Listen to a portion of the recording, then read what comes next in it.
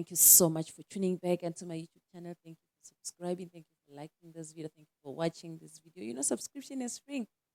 You subscribe and you only spend your data to watch the video, or you can connect through Wi-Fi. This is the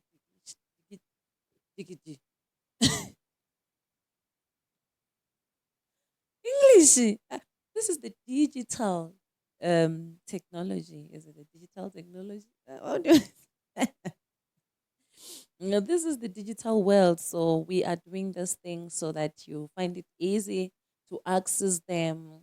You can download the video and watch it at your own convenience. When you get to places where there's Wi-Fi, you can connect, download, and watch at your own place at your own time. But why don't we just do university episode 4? And it's just triggered by some of the conversation that I was having with my friends.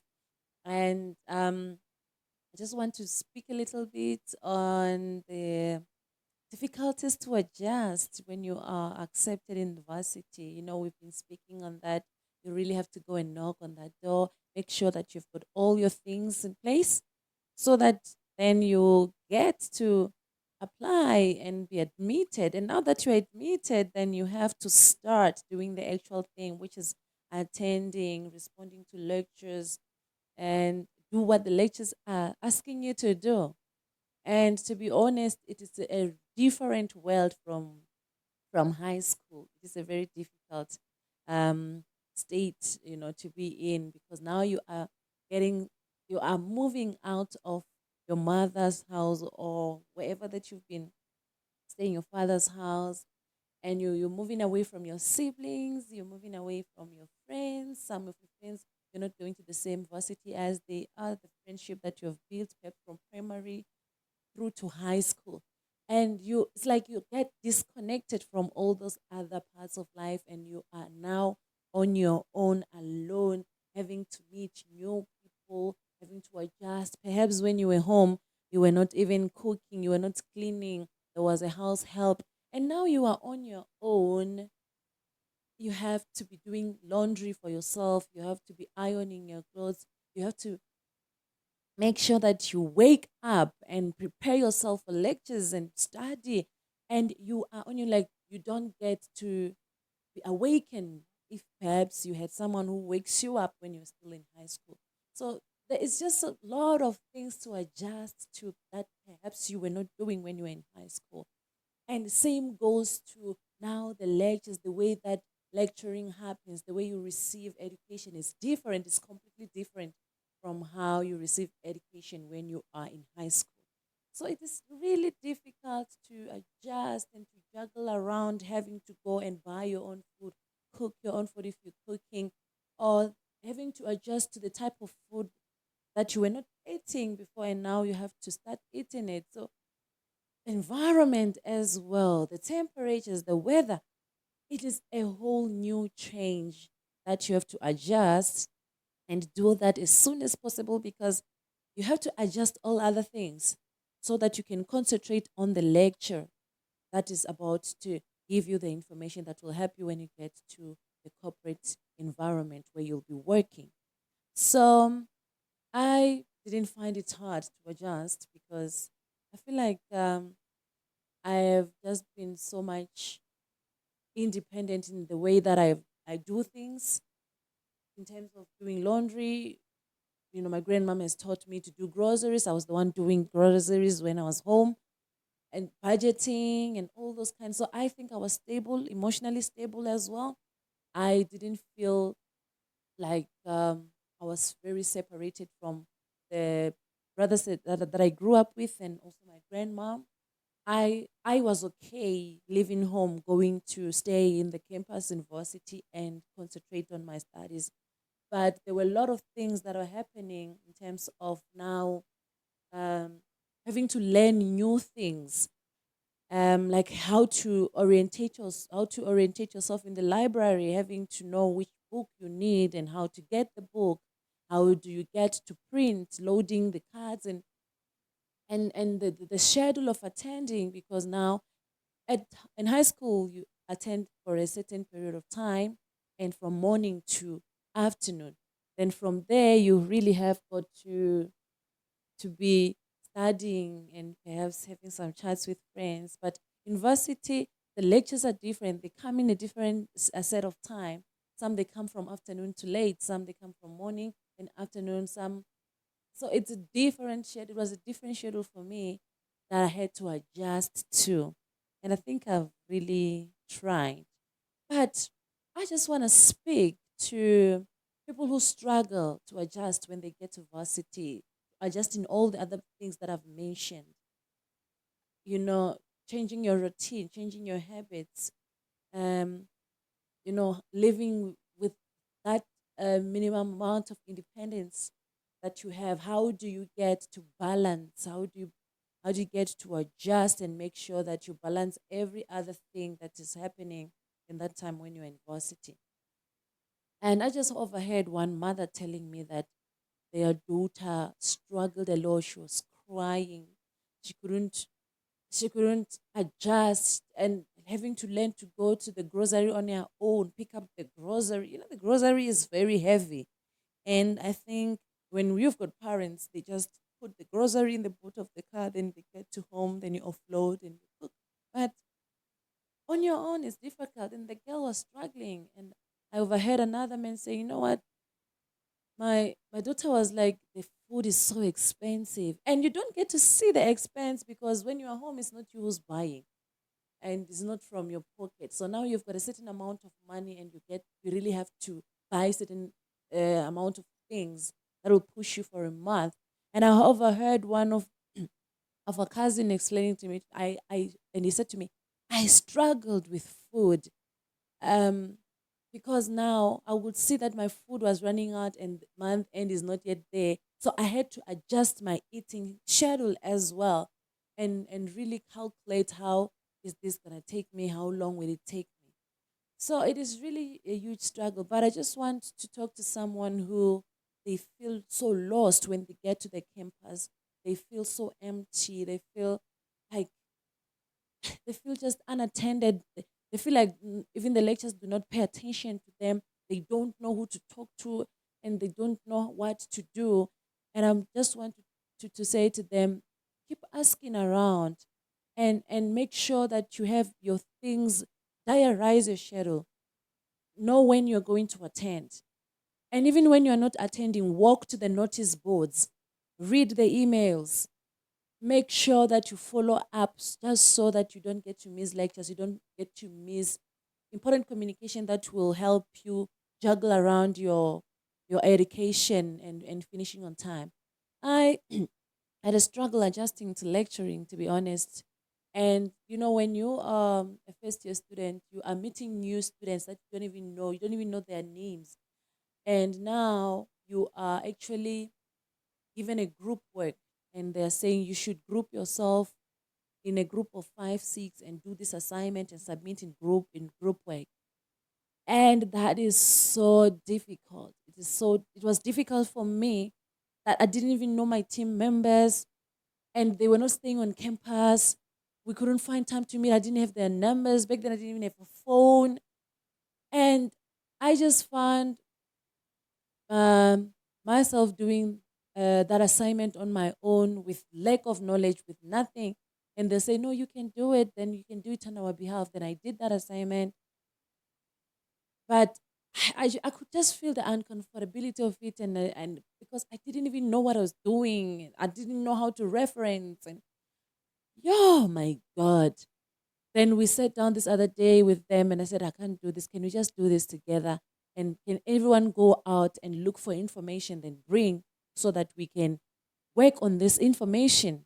So we did that and everyone brought what they brought and we just mixed the papers and just wrote the group and we were just writing on the paper, not on the computer. And we submitted. And when the results came back, that assignment was this is an okay sign. Is this an okay sign? Okay, it was it was zero. We got zero from our first group assignment in varsity. And I cried because that was my first zero that I've ever got ever since I started school. I cried and We approached the lecture and trying to find out what is it that we can do. Can we rewrite the assignment? Can we do this and we do that? And the lecture grouped us, all of us in that group work, and set us down. And he started asking us our family backgrounds and what is happening, what has happening, and all those kind of things. And we noticed that in all of us who were grouped in one group, all of us, we had a loss, and we struggled emotionally. We were struggling emotionally, and I was not aware that I was struggling emotionally. I was not, yeah, I was not ready in some sort of way, perhaps to even relate with stranger and create relationships with strangers. And all of us had lost a parent. Some they has lost both parents. Like we were just unstable. And he started counseling us, giving us a counseling, and teaching us the things in verse. Like he gave us a mini orientation and a prep on how, what is it that we have to do from here. Go to the library, go and look for books and search the titles that I've given you, and go into the the exact thing that I want and write about that and reference as well. And that man was so patient with us, and all of us were girls. He was so very much patient, and he taught us, and we rewrote that assignment. He gave us an opportunity to rewrite, because all of us, we were crying in our office, in his office, I mean to say. We were crying, and he could feel shame. I'm sure he felt pity for us and to say, oh my God, what can I do with these kids? And he told us, you know what, I know God, and I just want to give you another grace period to go and prove yourself. And if you don't pass, then you're going to repeat it next year. Oh my God. We went and we wrote and we paused with distinction on that assignment. And from then it helped me now. It actually um, steered our momentum, all of us. Then we started to pay really attention to the lectures and to the assignments and to the group works. And we ended up just doing group works amongst each other and try to help each other as well, because we noticed that we've got same struggles of life, and they were affecting us academically. Because to be honest, you cannot there's no way that you cannot look at what is happening on other people around. It gets to affect you when now you are in varsity and you don't have that parental full parental guidance. And it was tough, but we really made it. So we struggled on a certain level. On another level, we didn't struggle. But I remembered the word of God. Let me just go to the book of Deuteronomy, chapter 28, verse 15. This was God speaking to Jacob. Ne?